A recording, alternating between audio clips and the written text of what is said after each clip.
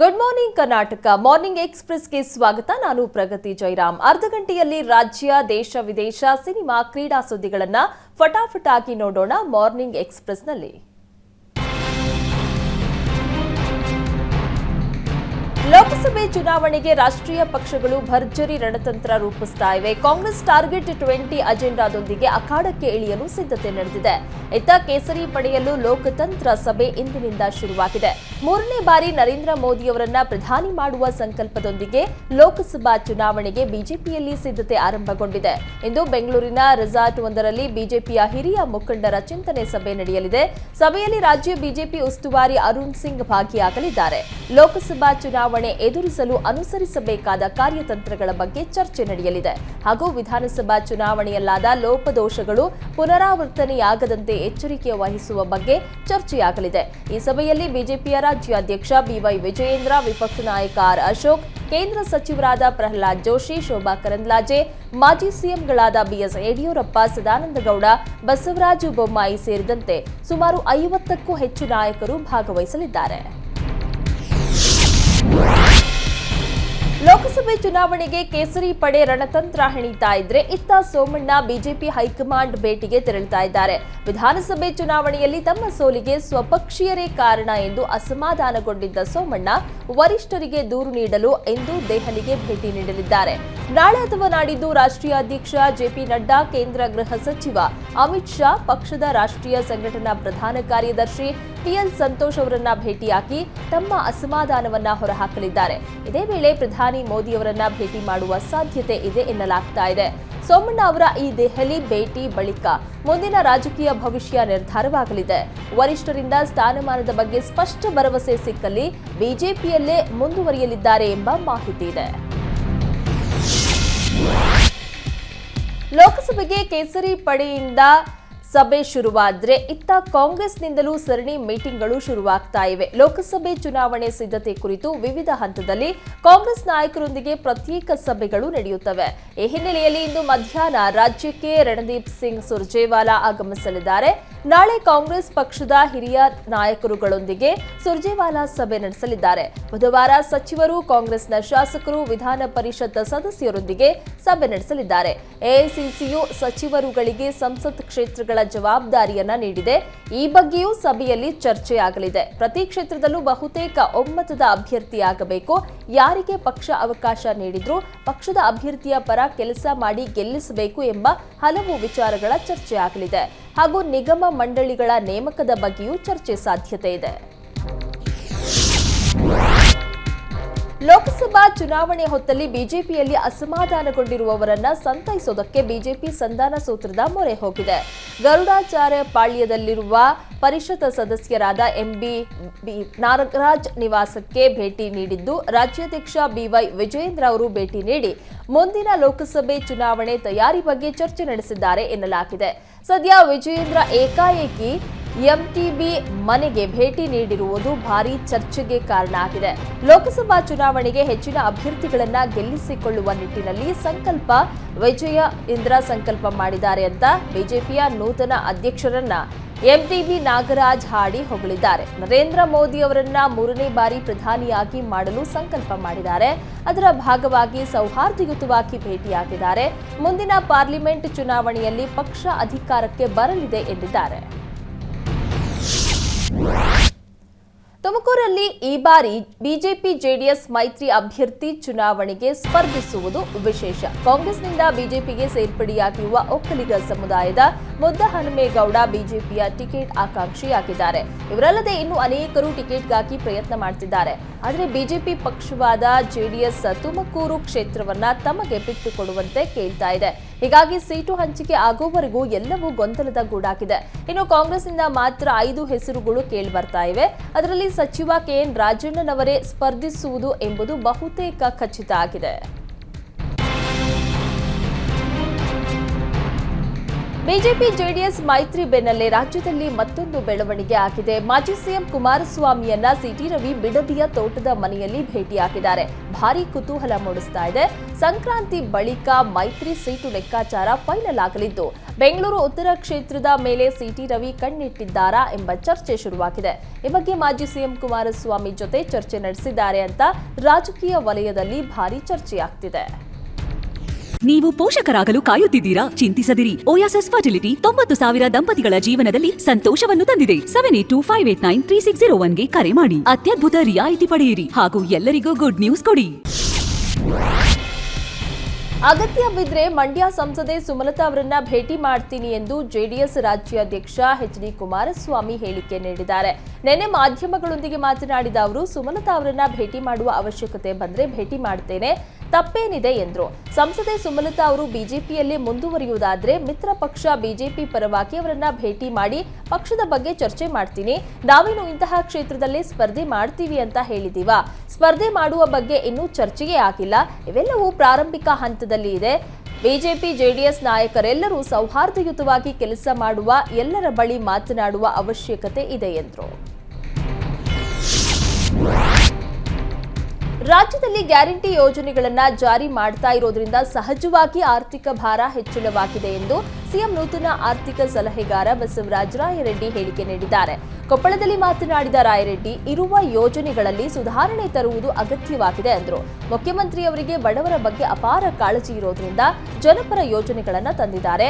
ಯಾವುದೇ ಜಾತಿ ಮತ ಪಂಥಗಳ ಭೇದ ಇಲ್ಲದೆ ಕಾಂಗ್ರೆಸ್ ಗ್ಯಾರಂಟಿ ಯೋಜನೆಗಳನ್ನ ಜಾರಿಗೊಳಿಸಿದೆ. ಜನರ ಹಿತಕ್ಕಾಗಿ ಯೋಜನೆಗಳನ್ನ ತಂದಿರೋದ್ರಿಂದ ಆರ್ಥಿಕ ಹೊರೆಯನ್ನ ನಿಭಾಯಿಸಬೇಕಾಗಿದೆ. ಗೃಹ ನಿರ್ಮಾಣ ಮಂಡಳಿ ಸೇರಿ ನಗರ ಯೋಜನೆಯ ವ್ಯಾಪ್ತಿಯಲ್ಲಿರುವ ಲೇಔಟ್ಗಳ ಸಕ್ರಮ ಸೇರಿ ಹಲವಾರು ರೀತಿಯಲ್ಲಿ ಆದಾಯ ಹೆಚ್ಚಳಕ್ಕೆ ಚಿಂತನೆ ನಡೆದಿದೆ ಎಂದು ಶಾಸಕ ಬಸವರಾಜ ರಾಯರೆಡ್ಡಿ ಹೇಳಿದ್ದಾರೆ. ವಿಪಕ್ಷ ನಾಯಕರಾದ ಬಳಿಕ ಮೊದಲ ಬಾರಿಗೆ ಆರ್ ಅಶೋಕ್ ದಕ್ಷಿಣ ಕನ್ನಡ ಜಿಲ್ಲೆಗೆ ಭೇಟಿ ನೀಡಿದ್ರು. ಮಂಗಳೂರಲ್ಲಿ ಬಿಜೆಪಿ ಕಾರ್ಯಕರ್ತರ ಸಭೆಯಲ್ಲಿ ಭಾಗಿಯಾದ ಅಶೋಕ್ ಕಾಂಗ್ರೆಸ್ ವಿರುದ್ಧ ವಾಗ್ದಾಳಿ ನಡೆಸಿದ್ರು. ಗ್ಯಾರಂಟಿ ಯೋಜನೆಗಳಿಂದ ರಾಜ್ಯದ ಆರ್ಥಿಕ ಪರಿಸ್ಥಿತಿ ಸಂಪೂರ್ಣವಾಗಿ ಹದಗೆಟ್ಟಿದ್ದು, ಸಾಲ ಮಾಡಬೇಕಾದ ಪರಿಸ್ಥಿತಿ ಬಂದಿದೆ. ರಾಜ್ಯ ಸರ್ಕಾರದ ಈ ಧೋರಣೆಯ ವಿರುದ್ಧ ಫ್ರೀ ಸಾಕಪ್ಪ ಅಭಿವೃದ್ಧಿ ಮಾಡಪ್ಪ ಅಭಿಯಾನವನ್ನ ಬಿಜೆಪಿ ರಾಜ್ಯವ್ಯಾಪಿ ಹಮ್ಮಿಕೊಳ್ಳುತ್ತೇವೆ ಎಂದು ಆರ್ ಅಶೋಕ್ ಹೇಳಿದ್ರು. 7 ತಿಂಗಳಿನಿಂದ ಎಲ್ಲ ಅಭಿವೃದ್ಧಿ ಕೆಲಸಗಳು ಸ್ಥಗಿತಗೊಂಡಿವೆ. ಸರ್ಕಾರದ ಖಜಾನೆ ಖಾಲಿಯಾಗಿದ್ದು, ಲೋಕಸಭಾ ಚುನಾವಣೆ ಬಳಿಕ ಎಲ್ಲ ಗ್ಯಾರಂಟಿಗಳು ಸ್ಥಗಿತ ಆಗುತ್ತವೆ. ವಿದ್ಯಾರ್ಥಿಗಳಿಗೆ ಸ್ಕಾಲರ್ಶಿಪ್ಗಳು ಸಿಗ್ತಾ ಇಲ್ಲ. ರಾಜ್ಯದಲ್ಲಿ ಪ್ರತಿಭಟನೆಗಳು ಹೆಚ್ಚಾಗ್ತಾ ಇವೆ. ಕಳೆದ 7 ತಿಂಗಳಲ್ಲಿ 550ಕ್ಕೂ ಹೆಚ್ಚು ರೈತರು ಆತ್ಮಹತ್ಯೆ ಮಾಡಿಕೊಂಡಿದ್ದಾರೆ. ರಾಜ್ಯದ ಭ್ರಷ್ಟ ಕಾಂಗ್ರೆಸ್ ಸರ್ಕಾರ ಹತ್ತಿಕ್ಕೋದಕ್ಕೆ ಇದು ಒಳ್ಳೆಯ ಅವಕಾಶ ಎಂದು ಆರ್ ಅಶೋಕ್ ಆಕ್ರೋಶ ಹೊರಹಾಕಿದ್ರು. ರಾಜ್ಯದ ನೀರಾವರಿ ವಿಚಾರಗಳ ಬಗ್ಗೆ ಅಧ್ಯಯನ ನಡೆಸುವುದಕ್ಕೆ ಕೇಂದ್ರದಿಂದ 31 ಮಂದಿ ಸಂಸದರ ತಂಡ ಬರಲಿದ್ದಾರೆ ಎಂದು ಉಪಮುಖ್ಯಮಂತ್ರಿ ಡಿಕೆ ಶಿವಕುಮಾರ್ ಹೇಳಿದ್ದಾರೆ. ಸಂಸದರ ಮುಂದೆ ನಮ್ಮ ರಾಜ್ಯದ ಸಮಸ್ಯೆಗಳ ಬಗ್ಗೆ ಚರ್ಚೆ ಮಾಡಲಾಗುವುದು ಎಂದರು. ಹಾಗೂ ನದಿ ಜೋಡಣೆ ಎಂಬುದು ಕೇಂದ್ರ ಸರ್ಕಾರದ ಯೋಜನೆ. ಇದೊಂದು ದೊಡ್ಡ ಯೋಜನೆಯಾಗಿದ್ದು, ಕೇಂದ್ರವು ಈಗಾಗಲೇ ಹಲವು ಹಂತದ ಸಭೆಗಳನ್ನು ಮಾಡಿದೆ. ಈ ಬಗ್ಗೆ ಮಾತನಾಡಿ ನಾವು ವಿಷಯಾಂತರ ಮಾಡುವುದು ಬೇಡ. ಸೋಮವಾರ ಮಂಗಳವಾರ 2 ದಿನಗಳ ಕಾಲ ಕೇಂದ್ರದ 31 ಮಂದಿ ಸಂಸದರ ತಂಡ ಕಾವೇರಿ ನದಿ ವೀಕ್ಷಣೆಗೆ ಬರ್ತಾ ಇದೆ. ಕಾವೇರಿ ವೀಕ್ಷಣೆ ಜೊತೆಗೆ ರಾಜ್ಯದ ನಮ್ಮ ಸಂಪನ್ಮೂಲಗಳ ಬಗ್ಗೆ ಚರ್ಚೆಯಾಗಲಿದೆ. ಈ ವೇಳೆ ನಮ್ಮ ರಾಜ್ಯದ ನೀರಾವರಿ ಸಮಸ್ಯೆಗಳ ಬಗ್ಗೆ ಸಂಸದರ ಗಮನಕ್ಕೆ ತರಲಾಗುವುದು ಅಂತ ಡಿಸಿಎಂ ಡಿಕೆ ಶಿವಕುಮಾರ್ ಹೇಳಿದ್ದಾರೆ. ಸಿದ್ದರಾಮಯ್ಯ ದೇವಾಲಯಗಳಿಗೆ ಹೋಗಲ್ಲ ಎಂದು ವಿಪಕ್ಷಗಳಿಗೆ ಶಿರಡಿ ಸಾಯಿಬಾಬಾ ದೇವಸ್ಥಾನಕ್ಕೆ ಹೋಗುವ ಮೂಲಕ ತಿರುಗೇಟನ್ನ ಕೊಟ್ಟಿದ್ದಾರೆ. ಜನವರಿ 3ರಂದು ವಿಜಯಪುರದ ದ್ಯಾಬೇರಿ ಗ್ರಾಮದ ವಾಗ್ದೇವಿ ದೇವಿಯ ಗರ್ಭಗುಡಿಗೆ ಹೋಗಲು ಸಿದ್ದರಾಮಯ್ಯ ನಿರಾಕರಿಸಿದ್ರು. ಸಿಎಂ ನಡೆ ಖಂಡಿಸಿದ್ದ ರಾಜ್ಯ ಬಿಜೆಪಿ ನಾಯಕರು ವಾಗ್ದಾಳಿ ನಡೆಸಿದ್ರು. ಹಿಂದೂ ವಿರೋಧಿ ಸಿದ್ದರಾಮಯ್ಯನವರು ಪ್ರಭು ಶ್ರೀರಾಮನ ಅಪರಾವತಾರವಂತೆ ಅಂತ ಬಿಜೆಪಿ ಟೀಕಿಸಿತ್ತು. ಇದೀಗ ಮಹಾರಾಷ್ಟ್ರ ಪ್ರವಾಸದ ವೇಳೆ ಶಿರಡಿ ಸಾಯಿಬಾಬಾ ಮಂದಿರಕ್ಕೆ ಭೇಟಿ ನೀಡಿ ಪೂಜೆ ಸಲ್ಲಿಸಿದ್ದಾರೆ. ಮುಖ್ಯಮಂತ್ರಿ ಸಿದ್ದರಾಮಯ್ಯ ಅವರಿಗೆ ಎಚ್.ಕೆ. ಪಾಟೀಲ್, ಮಹಾರಾಷ್ಟ್ರ ಕಾಂಗ್ರೆಸ್ ಉಸ್ತುವಾರಿ ರಮೇಶ್ ಚೆನ್ನಿತ್ತಲ ಸಾಥ್ ಕೊಟ್ಟರು. ಸಾಯಿಬಾಬಾ ಇಡೀ ಜಗತ್ತಿಗೆ ಎಲ್ಲರೂ ಮಾಲೀಕರು ಎಂದು ಸಂದೇಶ ನೀಡಿದ್ದಾರೆ. ಅದರಿಂದ ಸಾಯಿ ದರ್ಶನ ನನಗೆ ತೃಪ್ತಿ ಆಯಿತು ಅಂತ ಸಿಎಂ ಸಿದ್ದರಾಮಯ್ಯ ಹೇಳಿದ್ದಾರೆ. ಮಹಾರಾಷ್ಟ್ರದಲ್ಲಿ ಕೇಂದ್ರ ಸರ್ಕಾರದ ವಿರುದ್ಧ ಸಿಎಂ ಸಿದ್ದರಾಮಯ್ಯ ಕಿಡಿಕಾರಿದ್ದಾರೆ. ಸಹಕಾರಿ ಕ್ಷೇತ್ರದಲ್ಲಿ ರಾಜ್ಯ ಸರ್ಕಾರಗಳ ಮೇಲೆ ಕೇಂದ್ರ ಸರ್ಕಾರ ಸವಾರಿ ಮಾಡಲು ಹೊರಟಿರುವುದು ಇದು ಸಂವಿಧಾನಕ್ಕೆ ಮಾಡಿರುವ ಅಪಚಾರ ಎಂದು ಸಿದ್ದರಾಮಯ್ಯ ಆರೋಪಿಸಿದ್ದಾರೆ. ಮಹಾರಾಷ್ಟ್ರದ ಸಹಕಾರಿ ಮಹರ್ಷಿ ಬಾವು ಸಾಹೇಬ್ ಥಾರೋಟ್ ಹಾಗೂ ಸ್ವಾತಂತ್ರ್ಯ ಹೋರಾಟಗಾರ ಡಾಕ್ಟರ್ ಅಣ್ಣಾ ಸಾಹೇಬ್ ಶಿಂದೆ ಅವರ ಜನ್ಮ ಶತಮಾನೋತ್ಸವ ಕಾರ್ಯಕ್ರಮದಲ್ಲಿ ಸಿಎಂ ಹೇಳಿದ್ದಾರೆ. ಸಹಕಾರ ಕ್ಷೇತ್ರ ರಾಜ್ಯ ವ್ಯಾಪ್ತಿಗೆ ಬರುತ್ತೆ, ಆದರೆ ಕೇಂದ್ರ ಸರ್ಕಾರ ಸಹಕಾರ ಕ್ಷೇತ್ರದಲ್ಲಿಯೂ ಹಿಡಿತ ಸಾಧಿಸಲು ಹೊರಟಿದೆ. ಅದರಿಂದ ನಾವೆಲ್ಲರೂ ಒಕ್ಕೊರಲಿನಿಂದ ವಿರೋಧಿಸುವುದು ಅಗತ್ಯ ಮತ್ತು ಅನಿವಾರ್ಯ ಎಂದರು. ಸಂವಿಧಾನದಲ್ಲಿ ನಾವು ಒಕ್ಕೂಟ ವ್ಯವಸ್ಥೆಯನ್ನ ಒಪ್ಪಿಕೊಂಡಿದ್ದೀವಿ, ಆದರೂ ಕೇಂದ್ರ ಸರ್ಕಾರ ಸಹಕಾರಿ ತತ್ವ ಹಾಗೂ ಅಧಿಕಾರ ವಿಕೇಂದ್ರೀಕರಣಕ್ಕೆ ವಿರುದ್ಧವಾಗಿದೆ.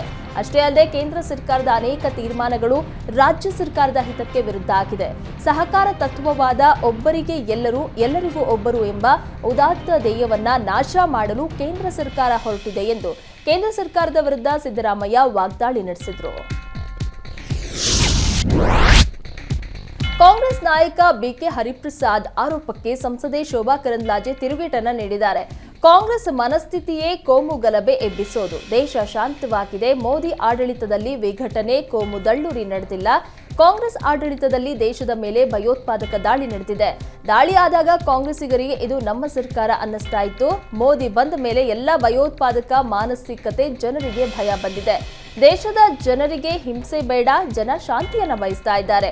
ದೇಗುಲ ನಿರ್ಮಾಣದ ಬಳಿಕ ರಾಮನಿಗೊಂದು ಅಸ್ಮಿತೆ ಬಂದಿದೆ ಅಂದ್ರು.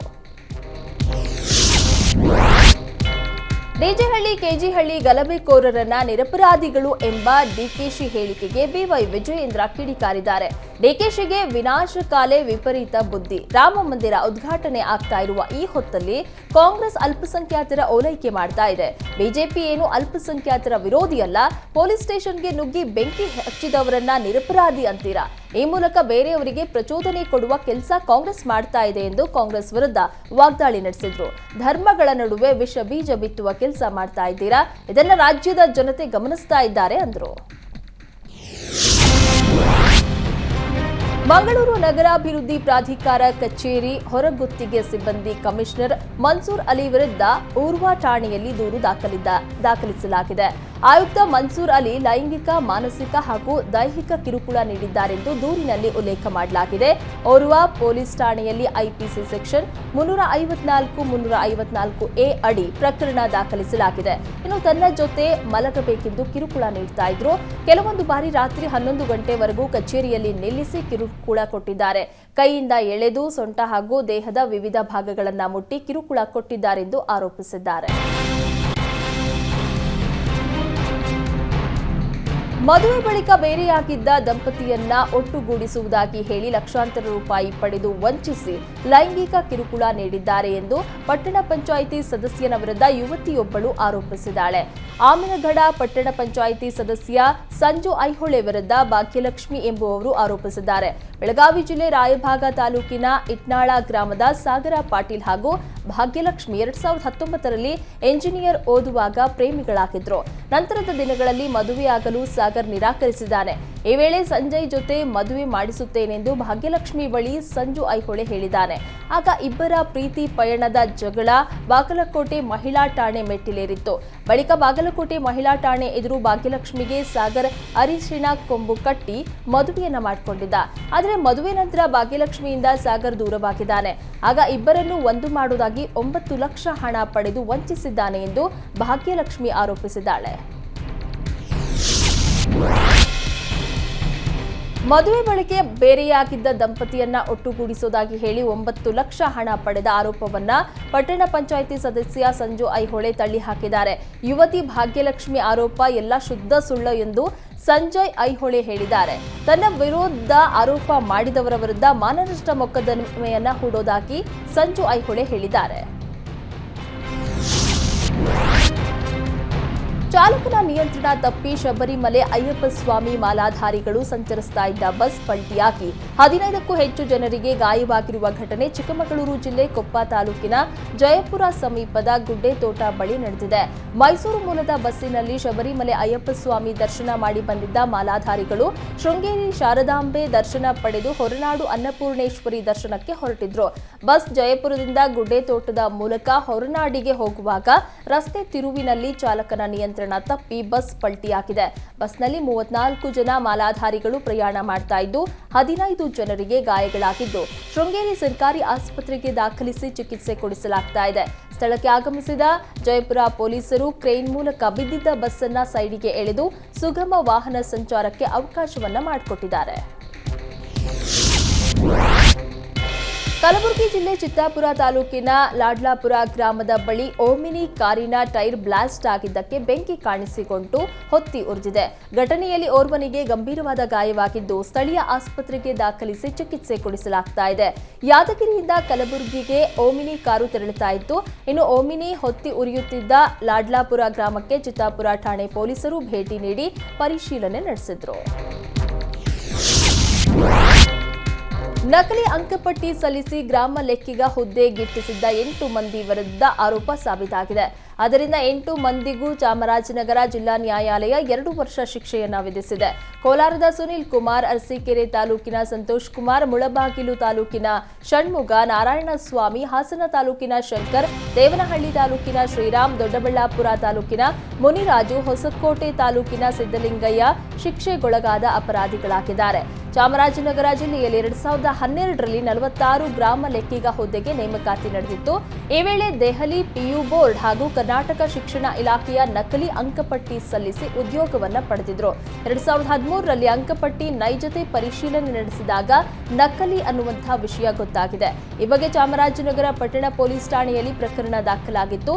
ಈ ವೇಳೆ 8 ಮಂದಿಯನ್ನ ಸೇವೆಯಿಂದ ತೆಗೆದು ಹಾಕಲಾಗಿತ್ತು. ಪ್ರಕರಣ ಸುದೀರ್ಘ ವಿಚಾರಣೆ ನಡೆದು ಆರೋಪ ಸಾಬೀತಾದ ಹಿನ್ನೆಲೆಯಲ್ಲಿ ಚಾಮರಾಜನಗರ ಹಿರಿಯ ಸಿವಿಲ್ ನ್ಯಾಯಮೂರ್ತಿ ಹೊನ್ನುಸ್ವಾಮಿ ಅವರು ಆರೋಪಿಗಳಿಗೆ ತಲಾ 2 ವರ್ಷ ಶಿಕ್ಷೆ ವಿಧಿಸಿ ಆದೇಶವನ್ನ ನೀಡಿದ್ದಾರೆ.